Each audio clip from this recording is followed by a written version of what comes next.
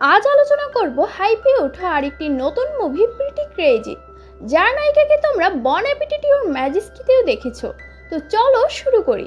শুরুর দৃশ্যে আমাদের একটি ছেলেকে দেখানো হয় যে মেশিন থেকে টয় উঠানোতে খুবই পারদর্শী।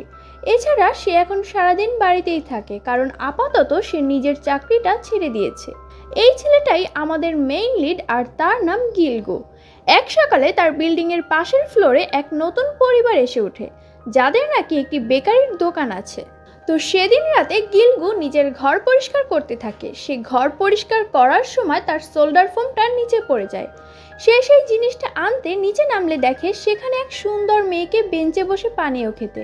সে তো দেখে পুরাই ক্রাশ হয়ে যায়। পরের দিন সে ডিনারের সময় তার বন্ধুকে এই মেয়েটির কথা বলে। তারপর ফিরে আসার সময় তার সাথে লিফটে ওই মেয়েটির দেখা হয়ে যায়।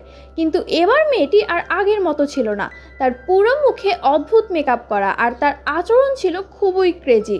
এতে গিলগু ভয় পেয়ে সেখান থেকে পালিয়ে আসে। পরদিন সে বেকারির দোকানে যায়, কিন্তু জানতোই না যে এই মেয়েটি ওই দোকানের মেয়ে।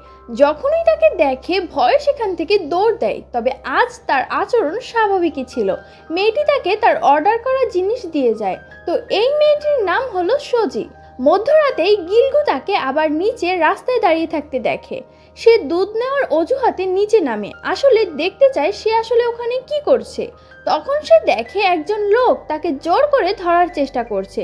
গিলগু সাহস করে তাকে বাঁচানোর চেষ্টা করে, কিন্তু এরপর জানতে পারে যে লোকটা আসলে সজির বাবা। তখন সজির বাবা তাকে প্রশ্ন করে, আজকাল তুমি আমার পরিবারের চারপাশে ঘুরে বেড়াচ্ছ কেন? তোমার সমস্যা কি? গিলগু উত্তর দেয়, আমি তো এমনিতেই হাঁটছিলাম। আমি ভেবেছিলাম কেউ তাকে উত্ত্যক্ত করছে, তাই সাহায্য করতে এগিয়ে গেলাম। পরের সকালে আবার লিফটে সজির সঙ্গে দেখা হয় গিলগুর, কিন্তু এবার সকাল বলে মেয়েটি একেবারে স্বাভাবিক আচরণ করছে। গিলগুর কিছুই মাথায় আসে না, সে বুঝতে পারে না আসলে ব্যাপারটা কি। সেই রাতেই সজি আর তার বাবা একসঙ্গে হাঁটছিল। সজির মুখে আবারও সেই খসখসে মেকআপ।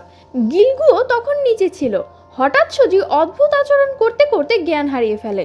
তার বাবা তাকে পিঠে তুলে বহন করতে চায়, কিন্তু তার কোমর হঠাৎ শক্ত হয়ে যায়। তখন গিলগু এসে তাকে বাঁচায়, কিন্তু সজির বাবার কোমরের অবস্থা খারাপ হয়, তাকে হাসপাতালে ভর্তি করতে হয়। পরের দিন সকালে গিলগু হাসপাতালে তাকে দেখতে আসে। সজির বাবা তখন তার পরিচয় যাচাই করার জন্য কিছু নথিপত্র নিয়ে আসতে বলে। তারপর গিলগুকে প্রশ্ন করে, তোমার সমস্যা কি? তোমার কোনো অপরাধমূলক রেকর্ড আছে নাকি? বেচারা গিলগু তো উপকার করতে যেয়েও ফেঁসে যায়। গিলগু তখন জবাব দেয়, না না, আমার এমন কিছু নেই। আগে চাকরি করতাম, আপাতত একটু বিরতিতে আছি। তখন সজির বাবা তাকে অনুরোধ করে, ও আচ্ছা, তাহলে তোমাকে ভালো মানুষ বলেই মনে হচ্ছে। এখন আমার মেয়ের যত্ন তোমাকে নিতে হবে, এর জন্য আমি তোমাকে টাকা দিব।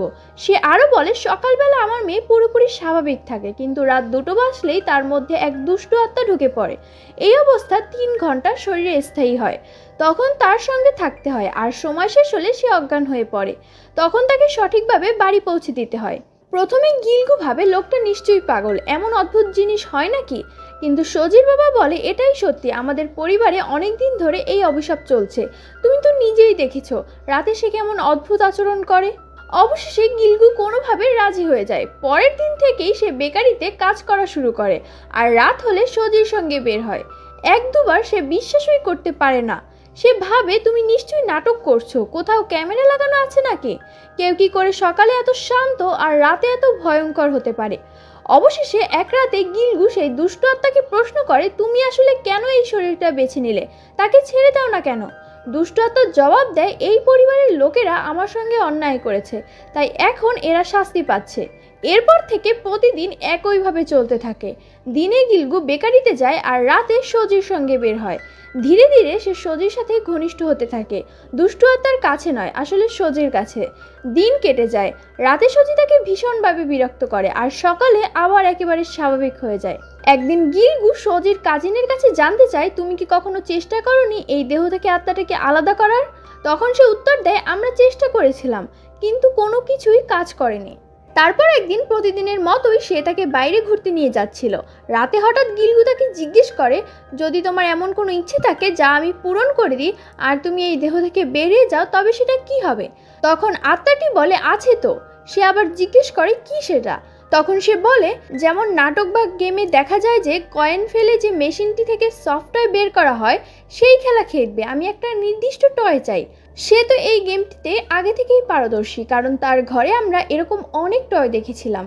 তো তাই সে সেই গেমটি খেলে এবং শেষ পর্যন্ত নির্দিষ্ট পুতুলটা বের করে তাকে দিয়ে দেয়। তখন সেই আত্মাটা বলে, আমি তোমাকে একটা গোপন কথা বলে দিই, যদি কেউ আমার নাম 3বার উচ্চারণ করে তবে আমি এই দেহ থেকে বেরিয়ে যাব। সে কৌতূহল নিয়ে জিজ্ঞেস করে, তাহলে তোমার নাম কি? কিন্তু সে কোনোভাবেই নামটা বলে না। এরপর পরদিন সকালে বেকারিতে একটি অদ্ভুত লোক আসে। সে অস্বাভাবিকভাবে তাকে গভীরভাবে দেখতে থাকে, তার চোখে যেন রহস্য আর অস্বস্তি মিশে থাকে। এরপর আবার দৃশ্য বদলে যায়। রাতের সময় সজি তখন পুরোপুরি ডাইনিতে পরিণত হয়েছে।